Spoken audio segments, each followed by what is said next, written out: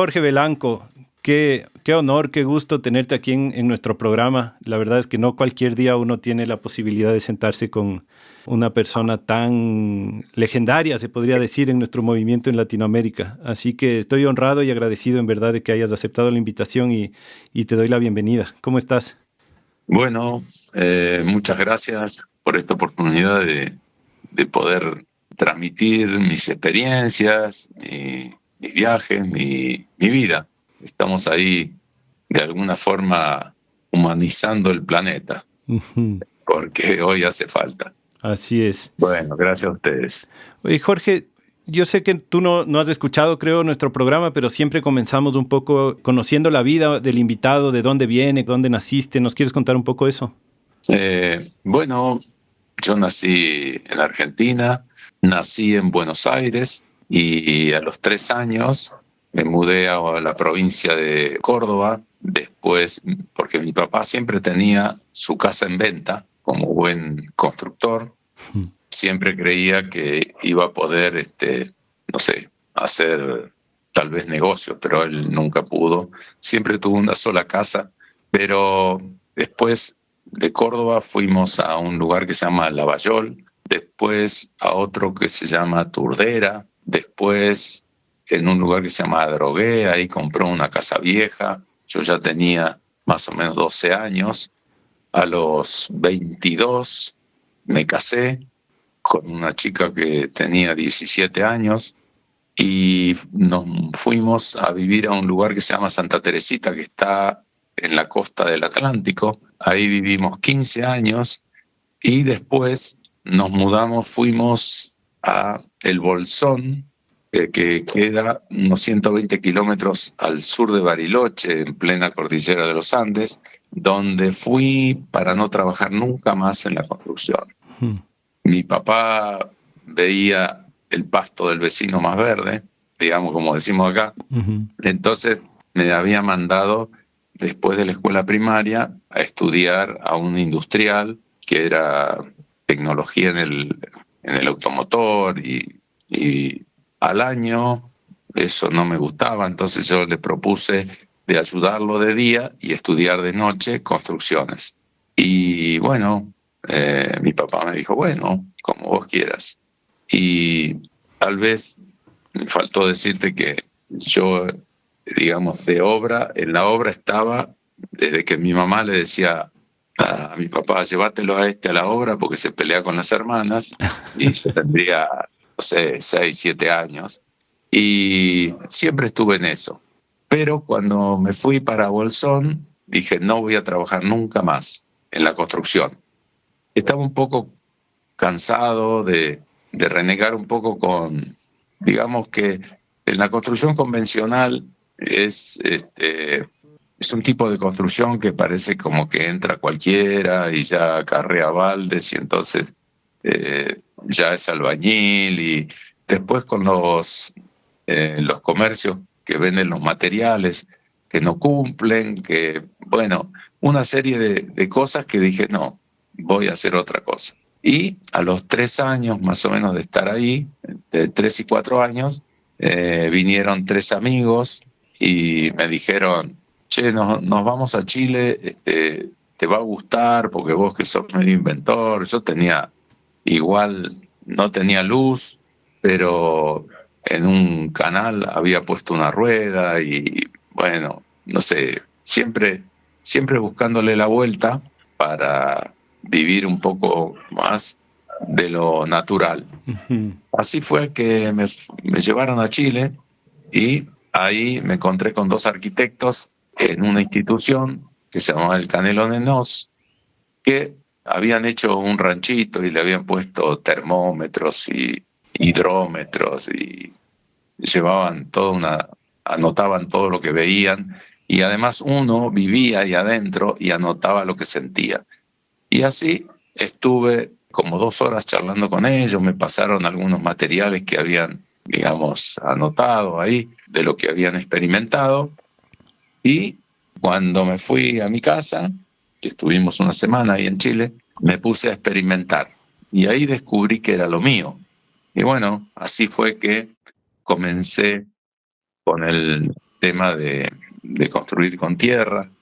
Durante 8 años más o menos fui el loco del barro ahí en mi pueblo, hasta en una ocasión mi nieto, bueno, yo daba clases, di clases de uso eficiente de la leña y construcción de quemadores mejorados en una escuela para adultos. Imposible no hablar de la posibilidad de construir con los materiales que había en el entorno. Y entonces ahí fui que di el primer taller de un año escolar, digamos, de 9 meses. Y a veces lo llevaba a mi nieto y me acuerdo que mi nieto dice, mi abuelo hace cosas de barro y en la primera lluvia, sí que pero eran palabras de mi yerno, que ahora es un fanático de la construcción con tierra y bueno, ampliaron su casa, hicieron un montón de cosas, además hacen trabajos afuera. Y bueno, así yo creo que todo es un proceso. Uh-huh. Bueno, hace poco, después de tanta historia, digamos, un legislador me hizo entrega de una declaración de interés provincial al libro ese que edité, que se llama La Casa de Barro Paso a Paso. Uh-huh. Y bueno, estamos ahí en trámites de que tal vez se haga un barrio para la gente del hospital, digamos. Porque acá en Bolsón se está quedando sin médicos, pero principalmente los médicos que pagan alquiler. Y resulta que se tienen que ir porque no pueden pagar el alquiler. Entonces, en eso estamos. Wow. Bueno, has dicho muchas cosas que me surgen muchas preguntas, pero entiendo que como a los 30 y pico de años que fuiste al Bolsón fue que comenzaste con la construcción con tierra y ahora ya tienes 75, me decías el otro día. Llevas 40 años en esa trayectoria. ¿Y tú fuiste el primero que construyó con tierra en el Bolsón, digamos, de la nueva civilización me refiero, porque me imagino que los antiguos construían con tierra? Por supuesto que en la zona de la estepa, ahí, digamos, de Bolsón hacia el este, todas son construcciones con adobes. Claro. Pero, de alguna manera, fui el primero ahí, por lo menos en la zona, y después, bueno, se extendió tanto, que se hizo también con la película El barro, las manos, la casa, y ahí me empezaron a reconocer y algunos empezaron a probar.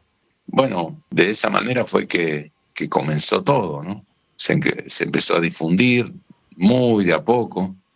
En esa oportunidad que daba los talleres durante todo el año, también me recomendaban a otras escuelas, a otros lugares donde daba esos talleres, que empecé de repente a algunos lugares, por ejemplo en las universidades. Empecé ahí en la Universidad del Comahue, fue la primera vez, digamos, que di una charla y que, por supuesto, fue de parte de los profesores de mucha desconfianza. Y yo los entendía porque cuando yo estaba estudiando, una vez a un profesor de dibujo, que nos daba dibujo técnico, era un arquitecto, yo le dije, ¿por qué estudiamos historias de la construcción y no vemos construcciones en tierra? Si mi papá me contaba que ellos vivían en construcción de tierra allá en Europa y eso no se veía. Y él me dice, no, pibe, pero no pierdas el tiempo. Comprate una revista Vivienda, vas a ver la cantidad de materiales nuevos y etcétera, etcétera. Sí. Y yo sinceramente le creía porque sé que me lo decía de corazón, porque es lo que a él le habían enseñado en la universidad. Y así poco a poco, con los años, se fue difundiendo. Pero tu papá, entonces, ¿él sí tenía ya una cultura de construcción con tierra o él hacía construcción convencional? ¿Y cómo fue para ti después, si es que hacías construcción convencional, el cambio de paradigma a la tierra? Claro. El tema es así. Él vivía en casa de tierra, conocía eso, si bien él era ebanista. Aprendió, porque él vino de Hungría a los 17 años. Y cuando vino acá, trabajó muy poquito como ebanista y como lo explotaban por ser extranjero, entender poco el idioma.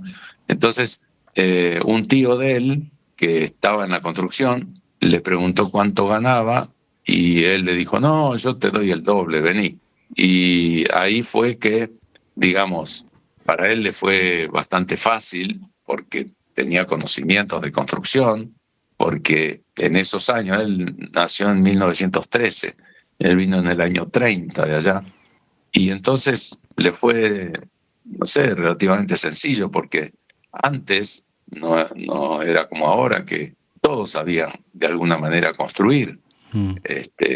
Por eso, bueno, después te voy a contar que hicimos una reunión de los dinosaurios de la construcción natural para tratar justamente esos temas, ¿no? Mm. Esos 4 pilares que sostuvieron al ser humano hasta el día de hoy. Pero bueno, te cuento que así empezó mi papá en la construcción convencional. Y siempre estuvo en eso. E incluso yo siempre trabajé con él, hasta que me casé. Incluso después hicimos alguna obra juntos, igual.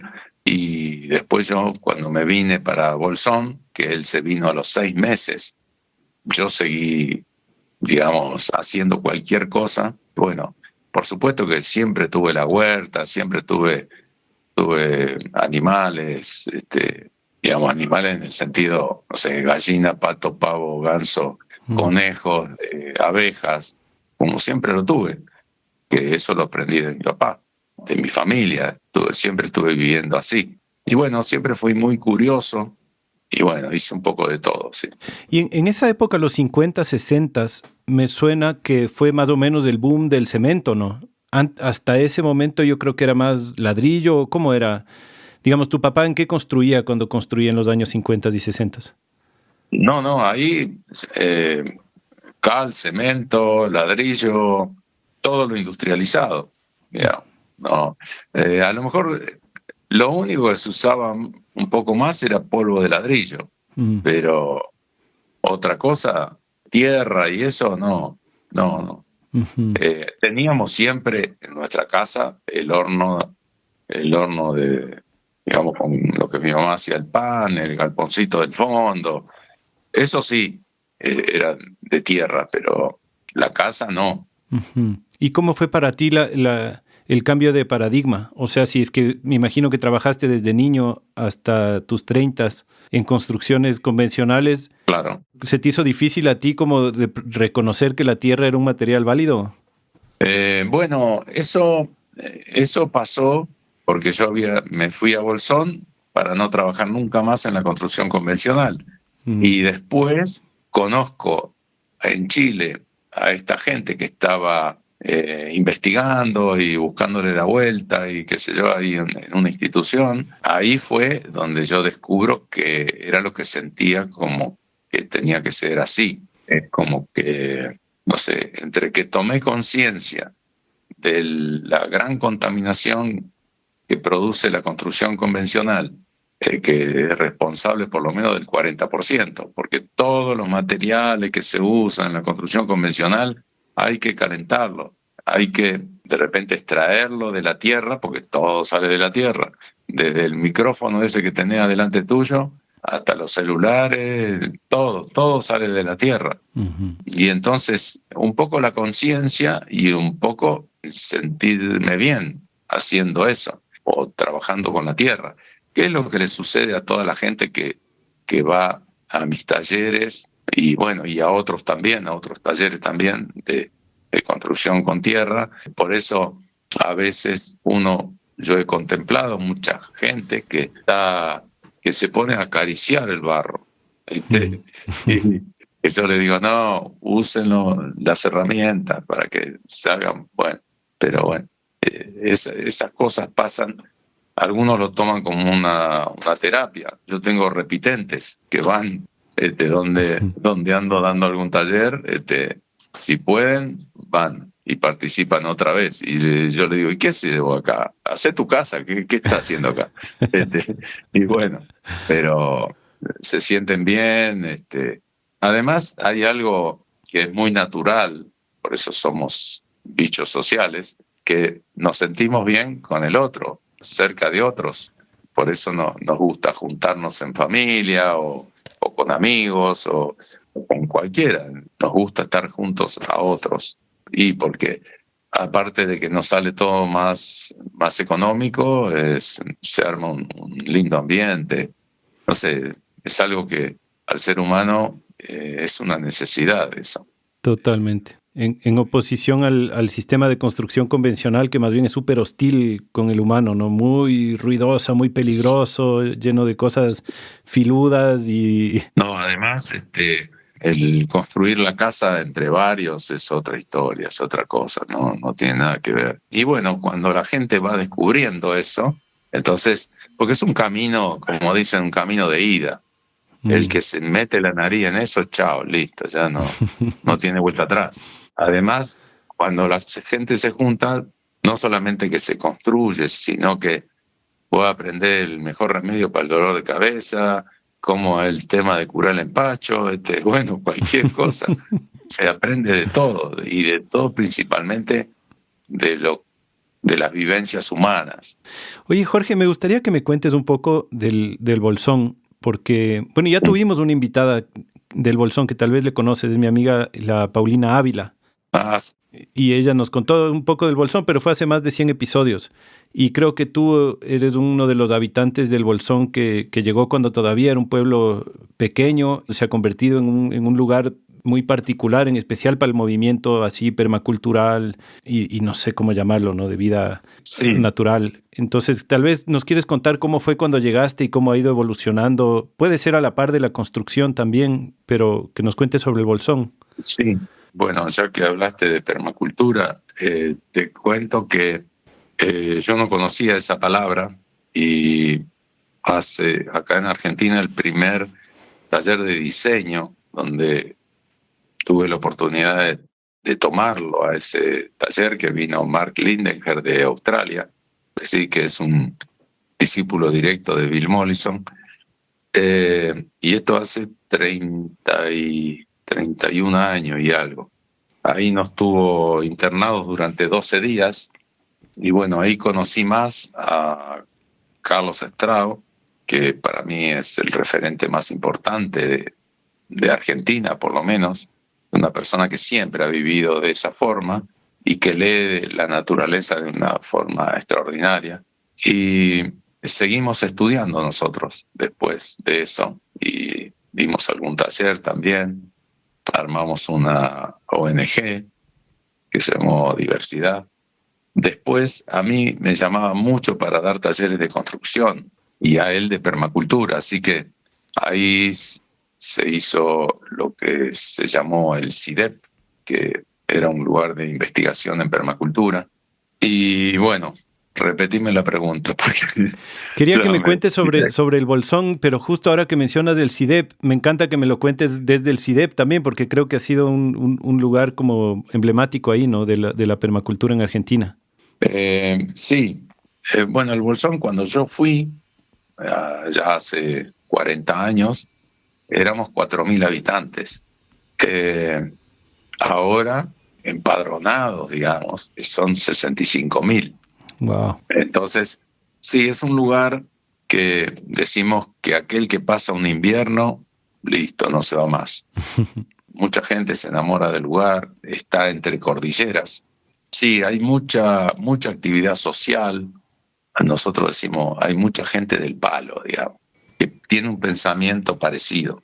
En general, sí, se piensa o se habla de, no sé, de los hippies, no sé qué, pero en general toda la gente cultiva, tiene su huerta, hay mucho cultivo orgánico en el lugar, hay mucha actividad social todo el año. Y bueno, y ahí el CIDEP nace después de Diversidad, que a mí, yo era digamos, como el presidente de la comisión, pero en realidad éramos todos iguales, era por una cuestión de burocracia, digamos. Pero yo viajaba bastante dando talleres y resulta que iba para firmar papeles nomás. Entonces, mientras que yo no estaba, se seguían reuniendo los que estaban y me comunican que alguien le daba un terreno por 10 años para que se desarrolle la permacultura y eso.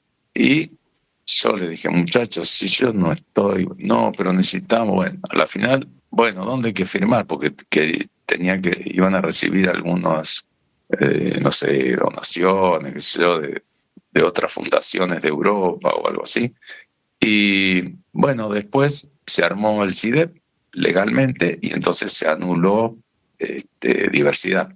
Y entonces yo de alguna manera quedé en libertad y bueno, tuve la suerte de dar talleres desde México hasta Ushuaia o Tierra del Fuego, y también tuve la oportunidad de ir 2 veces hasta Nueva Zelanda a unas comunidades maoris, y ahora de una comunidad maori me están llamando y bueno, no sé cuándo iré porque estoy bastante tironeado para todos lados y quiero hacer ese viaje, que justamente ayer concreté un furgón Mercedes-Benz, que fue todo gracias al aporte de la gente, porque yo, sinceramente, hace casi 2 años, cuando mi compañera emprendió su viaje hacia las estrellas, bueno, ahí yo no tenía 0 bajo 0, y sin embargo, la gente fue aportando, y bueno,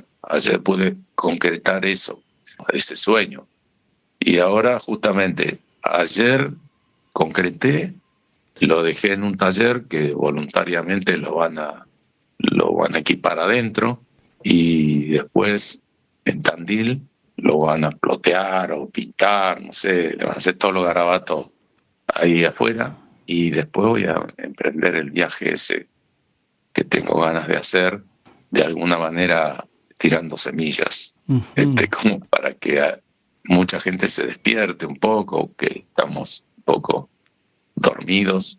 Yo no culpo a nadie porque creo que nadie es culpable, la culpa es un invento, porque todos hacemos lo mejor que podemos y lo que nos dicta la cabeza en ese momento para hacer.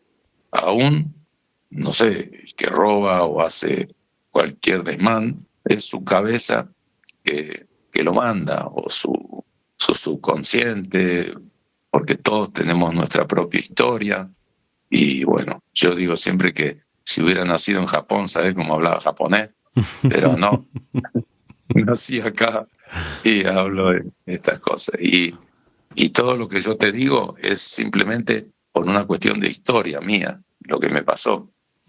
Y por eso actúo como actúo. Bueno, como dicen los mexicanos, es mi pedo. Es así. Y entonces sale así. Todos hacen lo que pueden con lo que tienen, se dice. Sí, por eso. No, a veces, bueno, mucha gente me pondera y eso, pero la verdad que me sale sin querer, así, como lo dicta mi cabeza, ¿viste? Así me criaron, no sé. Oye, te felicito mucho por esto del furgón. Qué lindo que se concretó esto y que vas a poder darte vueltas ahí, seguro. Ojalá nos podamos conocer aquí en Ecuador. Sí. Y me parece fascinante esto que me dices de... Perdón la pregunta, si es que no es pertinente, dale. No está bien, pero... A mí no me asusta nada. Tu compañera que falleció era tu mujer desde que te casaste a los 22 años. Claro, yo me casé a los 22 y ella tenía 17 en ese momento. Y sí, estuvimos más de 50 años juntos. Wow. Y dábamos los talleres juntos. Y estudiamos, me acuerdo, radio y televisión por correspondencia. Cuando nos decían, pero ¿por qué estás estudiando eso? Si allá hay transistores. Y era válvula, ¿viste? Todo. Pero nosotros queríamos saber cómo funcionaban las válvulas y qué era una radio galena, y todo eso curioseábamos. Y bueno, otra cosa que a mucha gente le parece raro, nosotros aprendimos taxidermia, que es embalsamar. Y bueno, por eso suelo decir que lo dicho hoy por mí o por otros no sirve mañana, porque resulta que en ese momento yo creí, o creíamos nosotros, que hacíamos un gran aporte a la ciencia y para que los chicos en la escuela vieran los pájaros y los bichos en una vitrina, que los vieran de cerca, bueno, todas esas cosas. Pero lo hacíamos por hobby y también cuando vivíamos en Santa Teresita dábamos clase de eso, porque inventamos ahí una escuela de artes y oficios, que bueno, todavía existe. Y ahí enseñábamos taxidermia y también hicimos exposición en Buenos Aires, que se sorprendieron mucho. Era un evento y nos daban un espacio. Y cuando vieron lo que estábamos armando, que fue con laguna artificial y todo eso, nos dieron 2 espacios. Y también los llenamos porque yo tenía alumnos y eran muy buenos haciendo aves y esas cosas. Pero un día, ya cuando me venía para Bolsón, dije, si quieren ver los animales, que los vean en el monte. Y quemé todo. Libros, todo. Y a nadie, y a veces me preguntan, che, ¿cómo es eso? ¿Y qué usaban? ¿Y cómo? No sé, rebúscatela por ahí, pero yo me olvidé de todo. Qué interesante.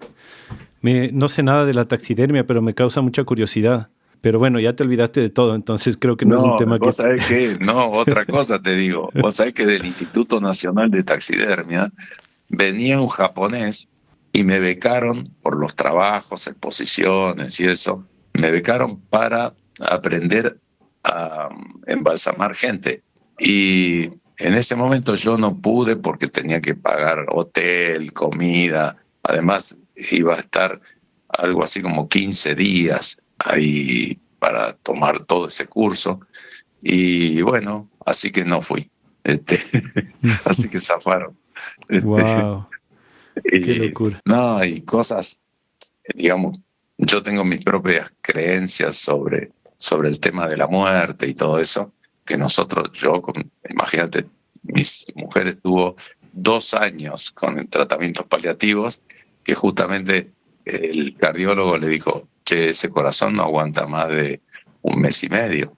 Y ella le dijo, a un quirófano no me metes más, basta, que aguante 1 mes y medio y listo.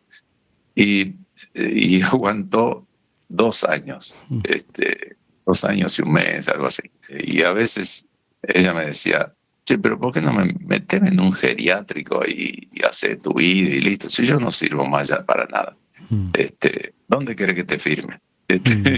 Y resulta que no, porque cuando uno lo tiene muy claro, qué es lo que va a hacer, cómo va a recibir ese cambio y todo eso, es diferente. Es otra cosa cuando está muy conversado, muy hablado y además experiencias de autoconocimiento y bueno, ese tipo de cosas. ¿Cómo se llamaba tu mujer? Ana María. Bueno, es toda una historia porque la conocíamos por Nora, pero a los 12 años se entera que quien la fue a anotar en el registro civil, en vez de ponerle Nora María, le puso Ana María. Entonces, ahí fue el lío. Pero después, una vez en uno de estos que hacen, no sé cómo se llama, familiares, no sé cómo es eso que... Constelaciones, eso tal vez. Constelaciones familiares, le dijo, que era media brujilda, así, y le dijo, no, vos te llamás Ana María porque ese es el nombre que te puso tu padre. Y bueno, a mí me costaba bastante decirle Ana María, pero bueno, así fue. Bueno, suena que era un alma muy noble. Sí, sí. Y me pareció muy potente esto que me cuentas de que después de que ella ya pasó a otra vida, tú iniciaste como este proyecto de salir y rodar por ahí. Claro.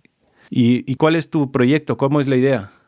Y bueno, la idea es ir principalmente a comunidades nativas. En las comunidades nativas, por supuesto que no voy a recuperar ni un centavo, ni combustible, ni nada de eso, pero entonces daría algún taller en algún pueblo o en alguna ciudad o lo que sea para recuperar algo de dinero Y en las comunidades nativas, si bien en todos lados se aprende, porque cuando uno entrega, siempre recibe, siempre, siempre. Y no es solo dinero, sino mucho aprendizaje. Y en las comunidades nativas lo que sucede es que ahí está, para mí, la verdadera construcción natural. Ahí Johan van Leeuwen, que es este señor que escribió El arquitecto descalzo, que es un libro famoso. Yo he hecho una linda amistad con él cuando vivía, falleció no hace mucho. Él me mostraba sus descubrimientos en comunidades nativas de Brasil, cómo hacían estructuras, que él me decía, mira, esto debería estar en las universidades porque son la base de todas las estructuras. Y era arquitecto.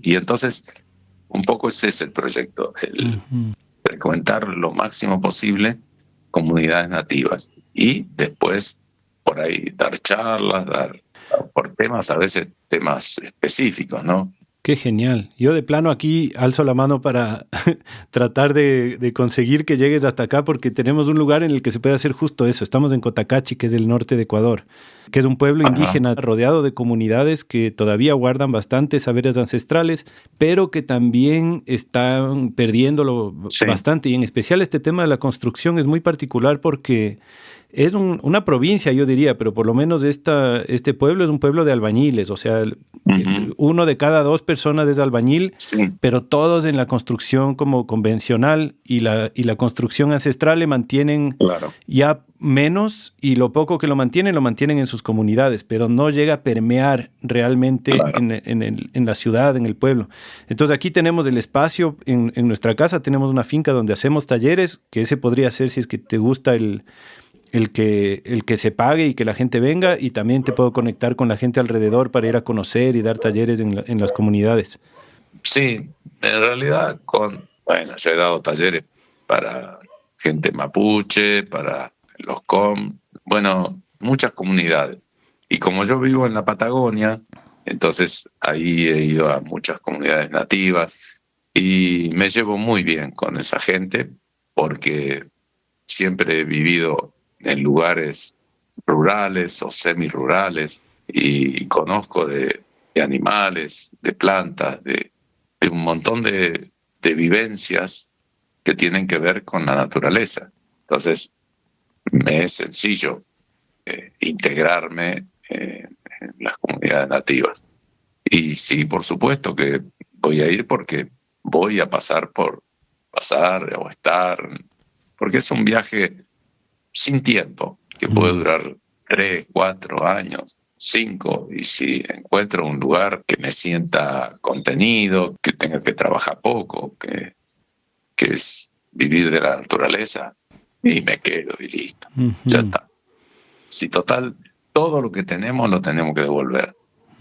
En un momento dado es todo prestado. De alguna manera, lo único que queda es lo que hagamos, lo que transmitimos, lo que vamos sembrando, ¿no? Eso es lo que queda. Lo otro.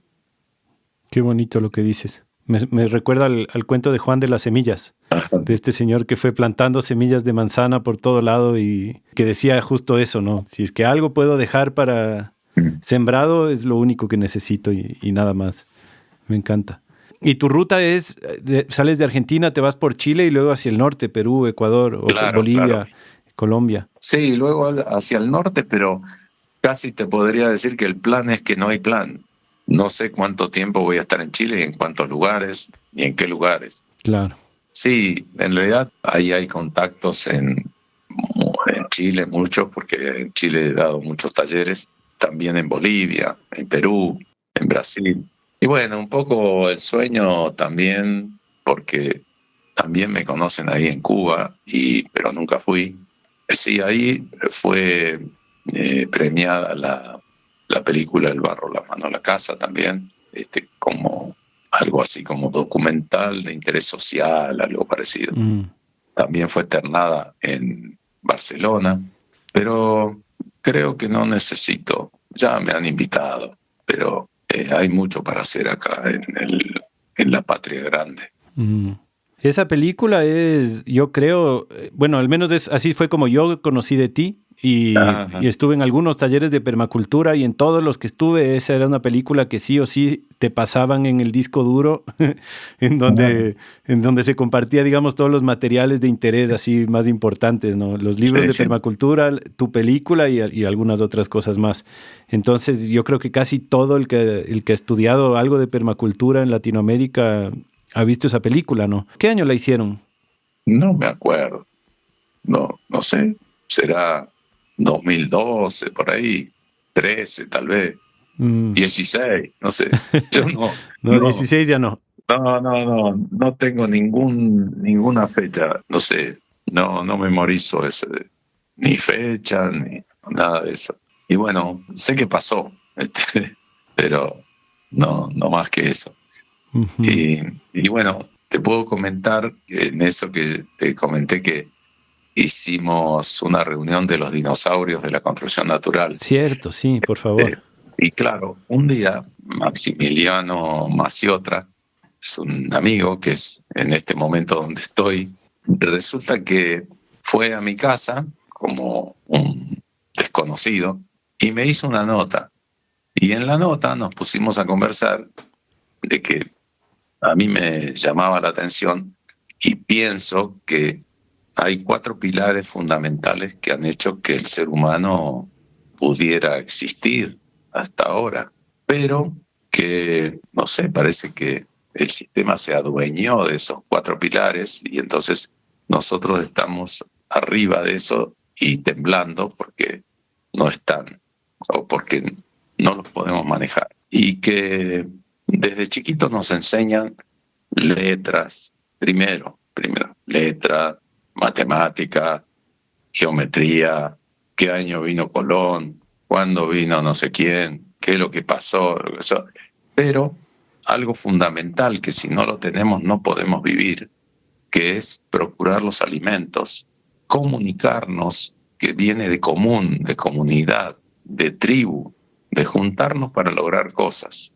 O sea que procurar los alimentos, la comunicación, que tiene que ver con eso, con la tribu, construirnos el refugio. Todos necesitamos un refugio y que es fundamental. ¿Y qué es eso de la espiritualidad, la energía? Que capaz que si me hubieran enseñado desde pequeño, desde los primeros pasos, qué es la espiritualidad y la energía, tal vez no tendríamos que estar hablando, nos comunicaríamos igual. Y creo que, aunque no podemos zafar porque nos tienen divididos, además las religiones se han apoderado de la espiritualidad, por lo menos tener conciencia de qué es lo que está pasando, qué es. Por ejemplo, a mí me pasa que cada vez que le pongo combustible a mi vehículo, tengo presente qué es lo que estoy haciendo. Y si veo una luz prendida, porque sí, voy y la apago. O, no sé, los residuos, separarlos. Bueno, algo, pero ser consciente de lo que está pasando. Y no porque, y mira, todos hacen así que yo también hago cualquier cosa. Y bueno, así surge esta reunión y fuimos 22, digamos, porque él me dice, che, ¿y qué te parece? ¿Qué se puede hacer? Y juntarnos para esto. No tenemos otra. Cuando nos juntamos, aparecen las soluciones, que suelo decir, mira, si 10 personas organizadas, sin violencia, porque la metida de pata de la sociedad es violentarse, y justamente el sistema lo que necesita es violencia para justificar el seguir accionando y apretando. Pues yo suelo decir que el ejemplo está en Gandhi. Con una sonrisita los ingleses se tuvieron que ir. Y bueno, entonces, si 10 personas organizadas, sin violencia, se paran delante de una institución como un municipio, no sé, algo gubernamental, van a notar que las cortinas primero empiezan a temblar, después tiemblan las paredes, tiemblan todos, porque nosotros vemos un cartelito muy prolijito de afuera, pero adentro lo que cunde es la ley del gallinero, es un despelote, nadie sabe lo que hace el otro, no hay compañerismo, no hay nada que se parezca, y nada más que pensando en los votos que le van a dar o en ese tipo de cosas, y hacer que continúe el sistema como está, porque es lo que al sistema le conviene. Y a nosotros nos toca la no violencia activa como método de lucha y no darles oportunidad para que nos violenten. Entonces, bueno, juntarse, ponerse de acuerdo, organizarse y organizarse para el futuro, no hacer cosas como espasmódicas, así. Uy, pasa esto, vamos a hacer huelga, quemamos ruedas, hacemos quilombo, no sé qué. Después le tiran un hueso y se desparrama todo. No, porque tengo que hacer esto, tengo que hacer lo otro. Y bueno, y cada uno cuidando su quintita. Y bueno, y ahí estamos. Entonces, de alguna manera, no sé, cuento mis pensamientos, pero no es que pretenda que de un momento a otro pase, porque todo es un proceso. Con el tema del barro hoy, a mí me parece que es un milagro lo que está pasando de usar materiales que nos brinda la naturaleza para construir la casa. Me parece todo un milagro porque fui durante 8 años por lo menos el loco del barro y nadie me hacía caso de nada. Va, y sí, mirá el loco lo que hace y mirá hoy lo que es. Entonces, por ahí es lo que pienso, ¿no? Qué importante lo que dices. Esta reunión de los dinosaurios, ¿cuándo fue? ¿Hubo algún registro, algún comunicado, alguna cosa que la gente pueda ver? Sí, hay por ahí algunas fotos, pero nosotros no lo hicimos para que eso sea un estallido espontáneo. Justamente hace poco se cumplió 1 año de eso. Y no creemos que sea mala voluntad ni nada de eso de los que hayan venido, pero es como que nosotros fuimos los inventores un poco de esa reunión, y entonces es como que recaen las cosas sobre nosotros, como en una oportunidad el basurero municipal, o sea, el lugar donde tiran los residuos de la municipalidad, estaba en la entrada del pueblo de Bolsón. Entonces hicimos durante 10 años, siempre de alguna manera protestando, pero dando proyectos ya en funcionamiento. Y por supuesto que no nos dábamos, no hacían caso. De repente a alguien se le ocurrió, che, ¿por qué no hace un concurso fotográfico? El basurero municipal en imágenes. Bueno, dale, vamos, qué sé yo qué. Bueno, cuando miramos para atrás éramos todos, al principio todo, vamos. Eso lo debes conocer bastante. Nosotros igual seguimos adelante, pero cuando ya estaba medio armado todo, empezaron a acoplarse. Y para el momento de los aplausos ya sabes que tiene todo. Pero no es para culpar a nadie, sino que es lo que dicta la cabeza de cada uno. Entonces, a nosotros eso no nos mella a mí y con quien lo estaba haciendo. Y en 3 meses el basurero municipal desapareció, porque la muestra estuvo 1 semana en el salón municipal. Imagínate que contra el arte nadie se puede tirar. Y después hicimos en las escuelas itinerante la muestra. Después en la plaza. Y no tuvieron otra posibilidad que armar una planta de reciclado bien alejado de ese espacio, porque ya estaba contaminando el río.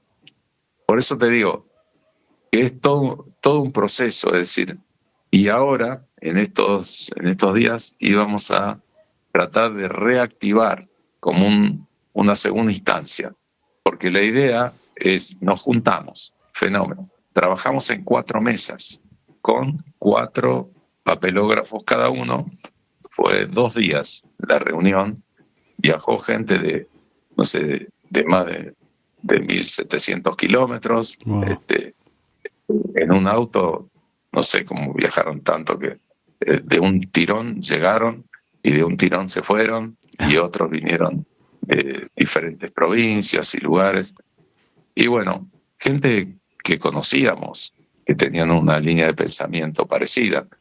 El caso es que trabajamos en 4 mesas y con un tema en cada papelógrafo, y después una señora que sabe mucho de organizar proyectos participativos y todo eso, que también es otro dinosaurio de la construcción, fue la que coordinó todo esto, que se llama Adriana Simic.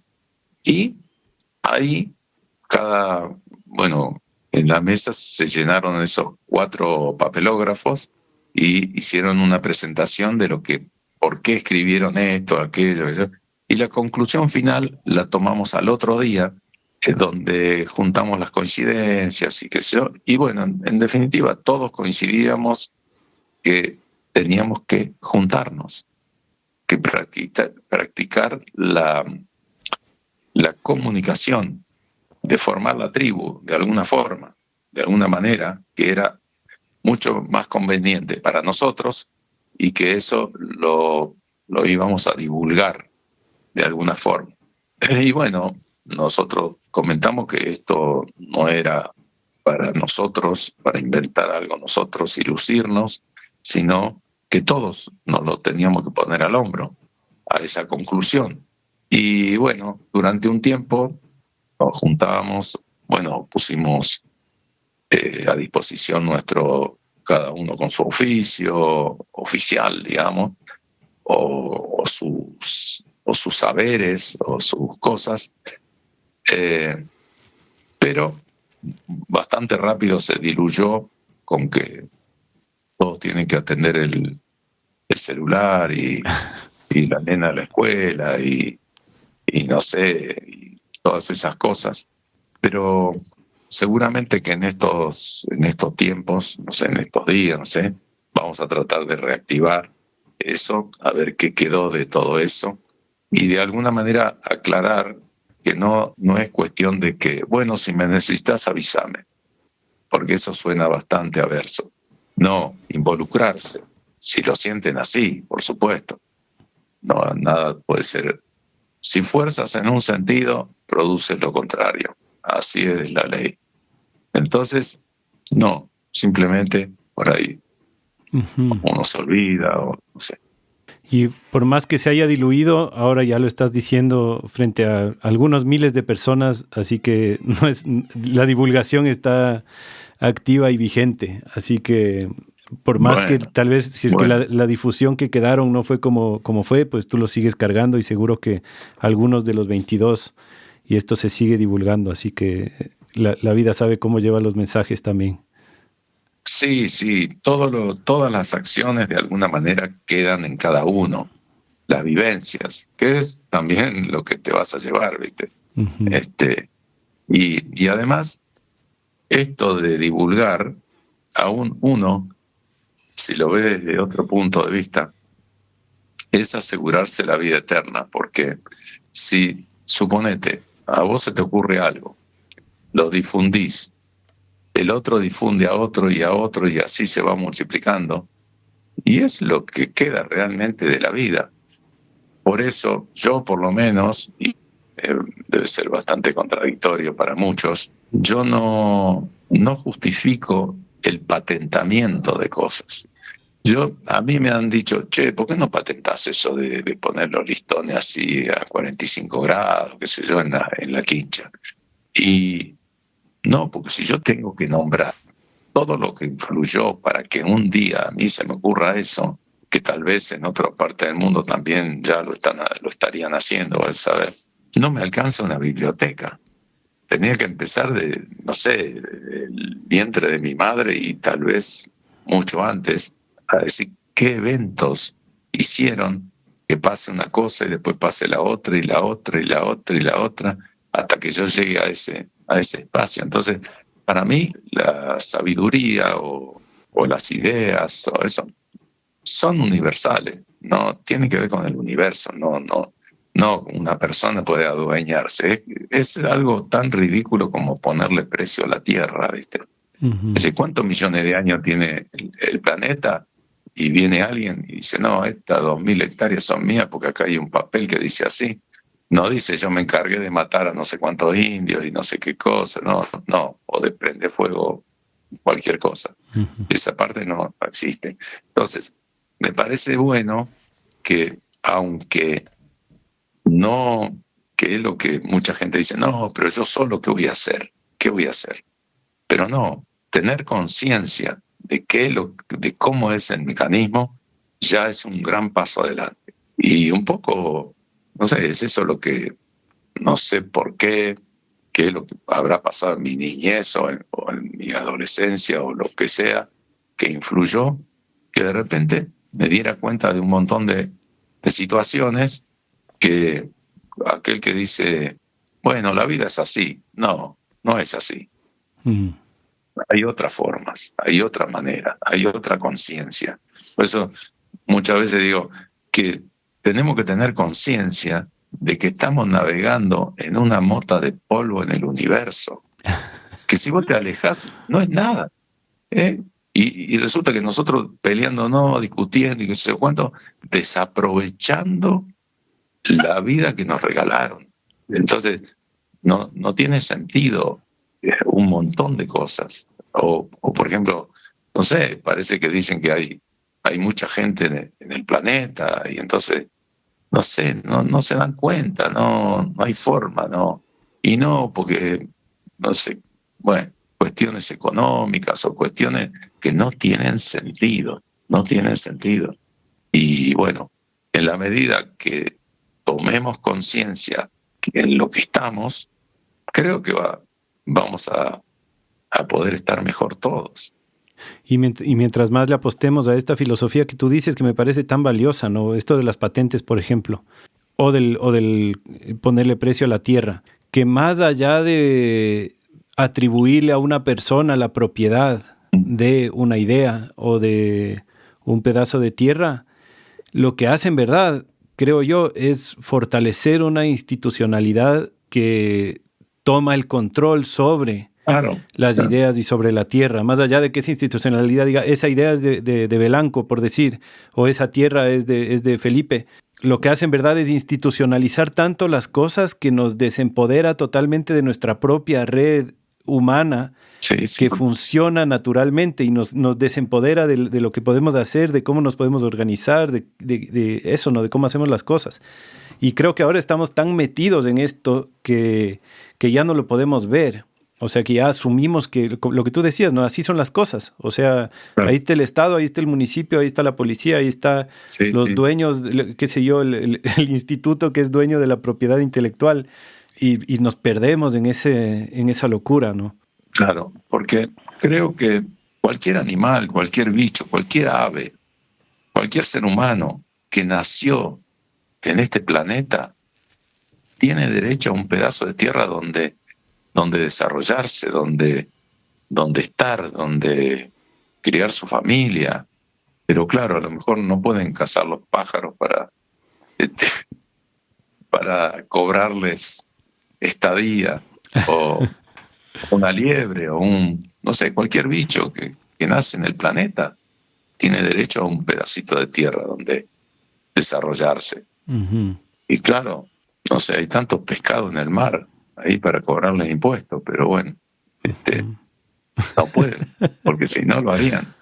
Oye, pero me encantaría preguntarte como si es que tú tienes ideas al respecto del lado pragmático de cómo hacer eso, de cómo liberar la tierra, por ejemplo. Porque yo he estado como pensando en esto, de que tal vez en algún momento, por ejemplo, que la esclavitud era legal.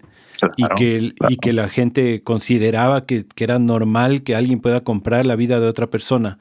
Yo creo que ese paradigma lo estamos viviendo con la tierra desde todo el modelo de la propiedad privada, pero que estamos tan metidos ahí que es muy difícil como salir de ahí sin usar esa misma lógica, porque ya, digamos, si yo quiero, por ejemplo, que mis hijos y mis nietos tengan derecho a un lugar donde construir su casa cuando puedan, cuando quieran, necesito hoy por hoy asegurarme que hay un territorio que está lo suficientemente protegido para que haya generaciones que tengan ese derecho. Y para lograr eso, de ley hay que comprar. pero tal vez es comprar para liberar, así como había gente que compraba esclavos para darle su libertad. Claro. ¿Cómo tú has pensado en eso? ¿Cómo le ves? Bueno, yo pienso que la vida humana es corta, es muy corta como para un proceso, y para un proceso de esa manera. Y no sé, pienso que lo primero es tomar conciencia de lo que está ocurriendo realmente. Entonces, ¿qué pasa? A ver, somos esclavos de saco y corbata, o no sé cómo decirlo. De alguna manera somos esclavos. Si anotamos todo lo que hacemos en el día o tenemos que hacer para estar más o menos bien, porque en realidad creo que las comodidades son las que nos han traicionado, porque siempre buscamos lo más cómodo, lo más fácil, lo más... porque allá donde se unen las paralelas, lo que buscamos es la paz, buscamos tranquilidad, en realidad buscamos amor. Y otros se confunden, influenciados por este sistema. Los que tienen mucho no quieren largar, porque tienen miedo de enfrentarse. Algunos me dicen, ay, qué hermoso el Bolsón, qué lindo, cómo me gustaría vivir acá. Y escúchame, venite, ¿qué problema hay? Venite. Nosotros nos vinimos así, de un día para otro, no conocíamos a nadie, y nos vinimos. Después, por cuestiones del país y que yo, perdimos la casa, perdimos todo perdimos. Como tanta gente acá que decía que se quedaba en la lona. Y sin embargo,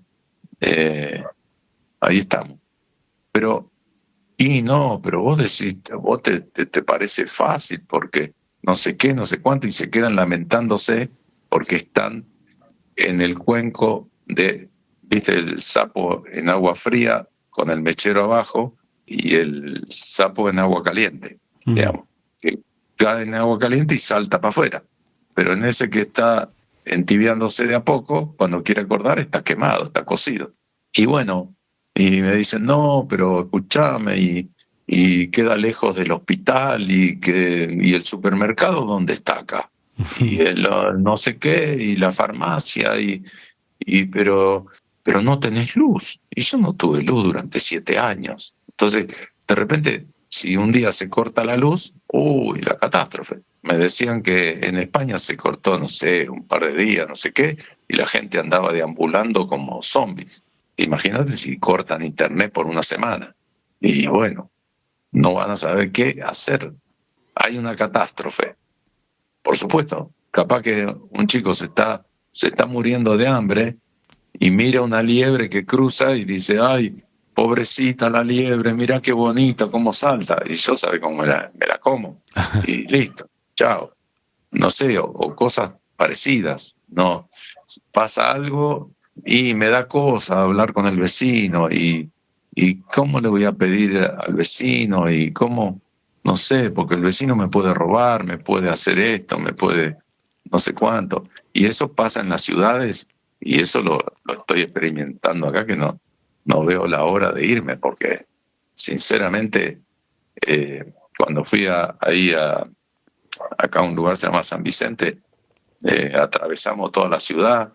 Uy, mamita querida, yo veía semejante cantidad de vehículos y yo digo, todo esto están quemando nafta, y uy, cómo me quiero ir de acá. Y bueno, pero bueno, es lo que hay. Yo creo que es un proceso, así. Tratar, yo ojalá haya, no sé, miles de escuelas rodantes, que es lo que voy a tratar de incentivar a los más jóvenes o a cualquiera que hagan eso, que viajen de alguna manera, como yo digo, voy a andar evangelizando. Así me digo, una contrariedad con relación a lo que digo, que justamente las religiones se han apoderado de la espiritualidad. Por eso hay cientos, o no sé si miles, y siempre creyendo en lo de afuera. Y resulta que cuando nos damos cuenta que eso que buscamos afuera está dentro nuestro, que es un mecanismo propio del ser humano, por eso cada vez que uno tiene no sé, que recibe de alguna manera algo que deseaba o algo así, hay que agradecer profundamente porque se carga una batería que cuando necesitamos, buscamos ahí y las cosas se dan. No sé muy bien cómo es ese mecanismo, pero a mí se me da. Entonces, cuando uno descubre que no tiene que recurrir afuera para nada, se siente totalmente en libertad y se siente que en realidad tenemos un poder increíble.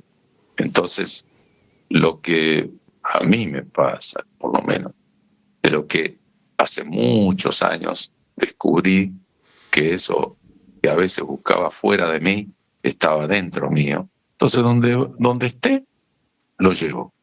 Y es un mecanismo propio, así como, no sé, como el pensamiento, como el consciente, el subconsciente, y todo se acomoda, todo se puede acomodar. No hace falta para mí, ¿no? Yo digo porque hay gente que, bueno, cree fervientemente en que tiene que tomar algo para, no sé, para descubrirse a sí mismo. Y no, para mí no. A mí no me hace falta, digamos. Yo creo que eso es lo mejor, porque no tengo que buscar nada afuera. Entonces, está. La sabiduría a la que apuntan todos los libros sagrados y todos los sabios de la historia, lo que acabas de decir. Creo que llegar a eso es llegar a la sabiduría de ser un adulto como completo, bien vivido, como lo eres. Qué lindo lo que dices, me encanta en verdad.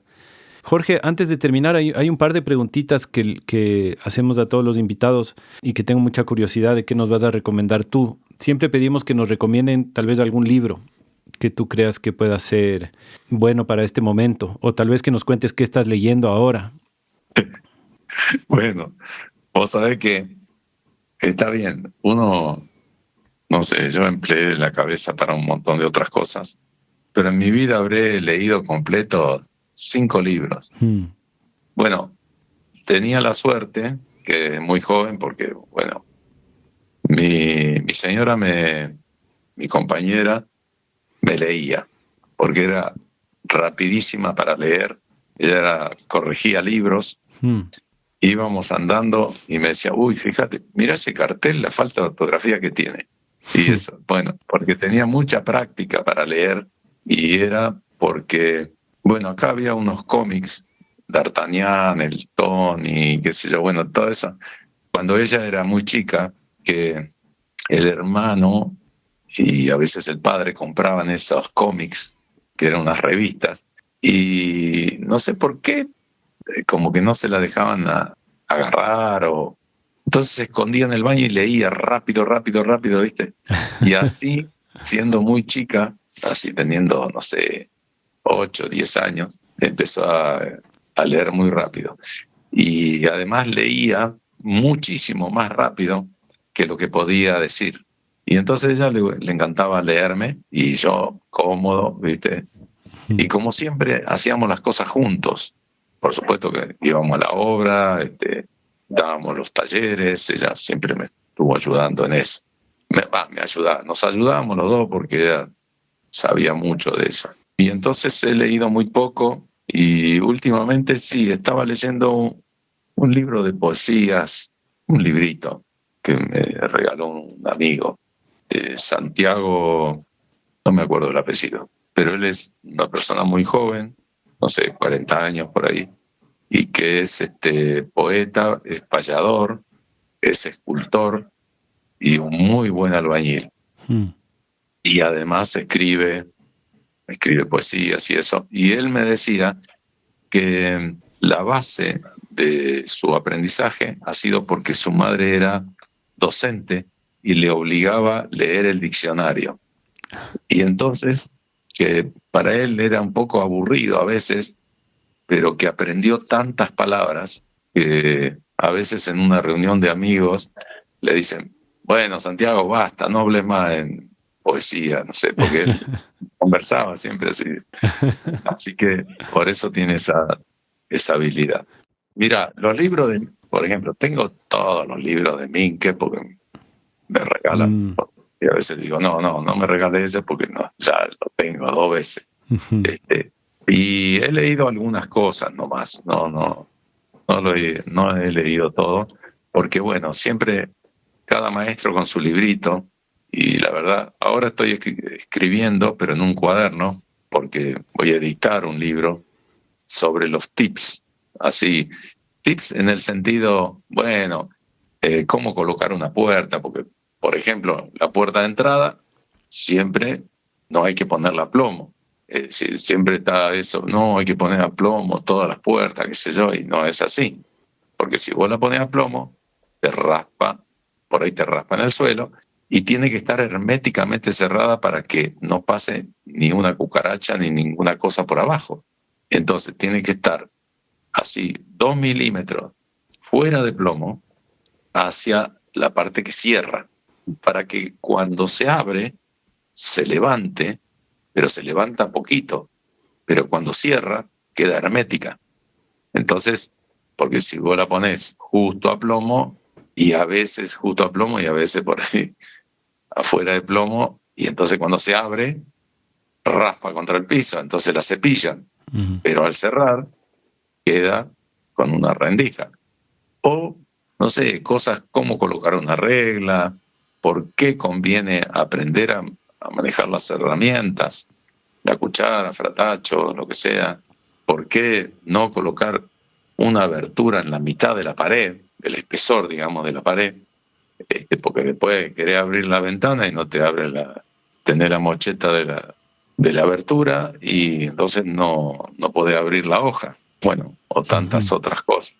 Oye, qué interesante este libro que dices que vas a editar. Sabes que yo estaba con la duda preparando la entrevista a ver si es que te iba a preguntar más cosas técnicas de la construcción o si es que íbamos a hablar más de la vida y filosofar. Y luego decidí que mejor hablar en general de la vida porque siento que es más universal y que ya, además, si es que ahora me dices que vas a editar ese libro más técnico, que además ya tienes otro, ¿no? La construcción de la casa de barro paso a paso que se llama, ¿no es cierto? Sí, sí. Pues eso ya tal vez puede quedar más en los libros, pero recibir tu sabiduría más en una conversación sobre la vida me parece que podía aprovechar mejor el tiempo así.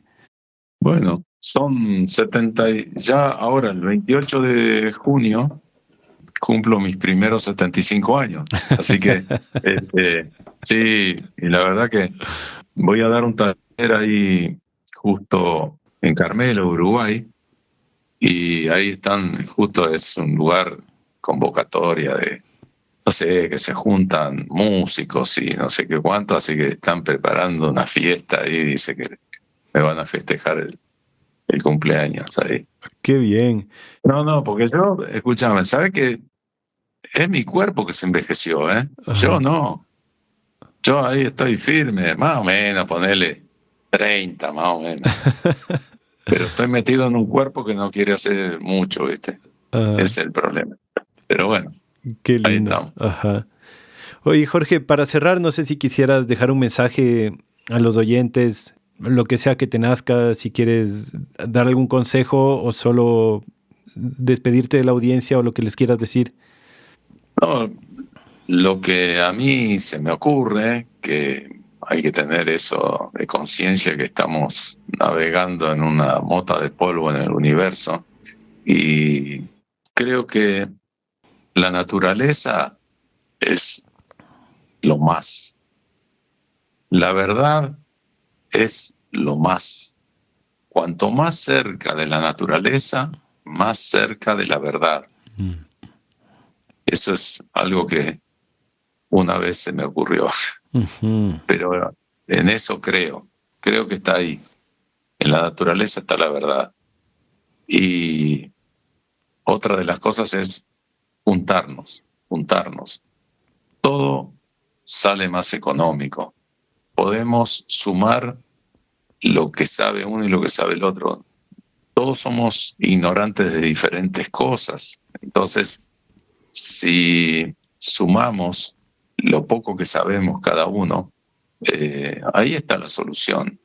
No busquemos el individualismo porque justamente le estamos haciendo el caldo gordo a aquellos que no pueden parar de acumular.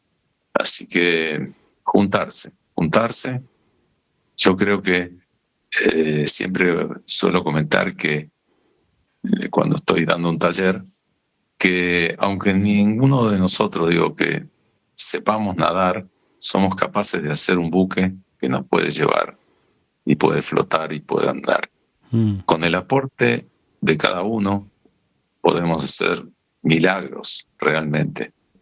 Así que ya nos veremos por ahí, porque voy a pasar por allá por Ecuador y bueno, nos veremos por ahí, charlaremos personalmente.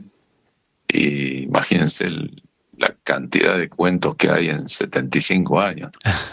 Hay un montón de anécdotas y que todas tienen, digamos, su saber. Y ahí siempre digo, bienvenidos los inconvenientes porque de ellos aprendemos. De lo que sale fácil no nos acordamos, pero donde hay alguna emoción y de repente hasta capaz que renegamos de algo, ahí está el aprendizaje y tenemos que aprovecharlo. Yo digo que suelo hacer como los abogados, se le cambia la carátula.